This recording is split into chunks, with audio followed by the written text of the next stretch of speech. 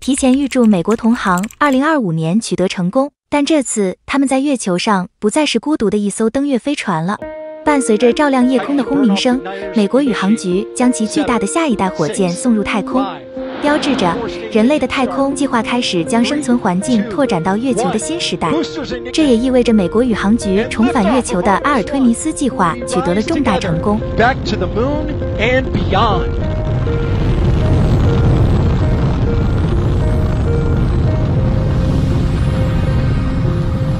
All 4 RS-25 engines on the core stage and 2 solid rocket boosters now propelling the vehicle at 128 miles per hour. Hearing good control on the roll from teams in Mission Control Houston. 该计划多年来一直受到开发失误和数十亿预算超支的困扰。在过去的几个月里，飓风和技术困难都造成了发射的延误。在发射前几个小时，工程师们还在设法修复氢气间歇性的泄漏和更换雷达设备零件。美国宇航局现在可以把这些过去的研发烦恼置于脑后了，因为它的发射成功展望了该计划的光明未来。阿尔忒弥斯1号发射主管查理·布莱克威尔·汤普森在宣布发射时说：“对于阿尔忒弥斯1号，这是为你们年轻人准备的。”为什么他会这么说？我们来了解一下这个计划。美国新一代重型火箭发射系统，简称 SLS。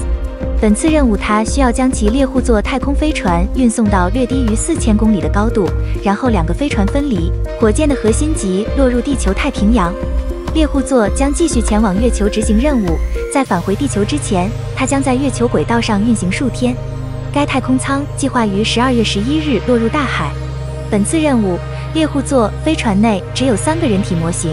其中2个安装了传感器，用以测量辐射水平。这次飞行的主要目标之一是测试猎户座的隔热罩，它在进入地球大气层时必须忍受2800摄氏度的温度。此外 ，NASA 还将测试辐射屏蔽、传感器、导航和通信设备。太空发射系统的发射也是 NASA 迄今为止最强大的重型火箭配置测试，这是未来深空任务的必要条件。阿尔忒弥斯1号任务是太空发射系统和猎户座的首次综合飞行。该火箭高98米，重2600吨。在发射和上升过程中 ，SLS 将产生4000吨的最大推力，比土星5号火箭的推力还要大15%。该火箭原本打算在2017年首次亮相，但它一直超出预算并落后于计划。政府审计师指责美国宇航局在成本超支方面没有做到透明，这些超支使最终预算增加了约18亿美元。好在它终于在今年达到了发射标准。第一次发射因为3号引擎未能达到发射温度被取消，美国宇航局将此归咎于一个有问题的传感器。1个月后，美国宇航局再次尝试发射火箭，但由于在添加燃料过程中出现了持续的氢气泄漏，不得不再次放弃。经过工程师2个月不懈努力，泄漏问题得到解决。但台风伊恩和妮可将 NASA 的发射计划又推迟了2个月。这一次天气很好，但间歇性氢气泄漏的问题又出现了。美国宇航局派出由3名技术人员组成的突击小组，前往充满泄漏氢气的发射台。在装满上千吨燃料的巨型火箭旁，他们必须拧紧螺栓，以修复巨型火箭平台上的泄漏阀门。功夫不负有心人，他们成功了。本以为这时候可以顺利发射，但工程师发现他们发射所需的一个雷达系统不能正常工作，就在发射窗口马上要过去，千钧一发之际，美国宇航局的工程师只用1个小时检测损坏的网络交换机，并且顺利更换排除故障。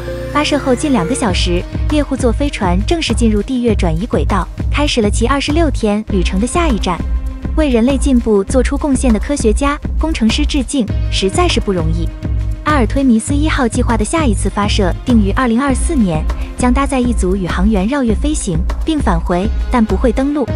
然后在2025年，美国宇航局计划发射自1972年阿波罗17号任务以来的首次载人登月。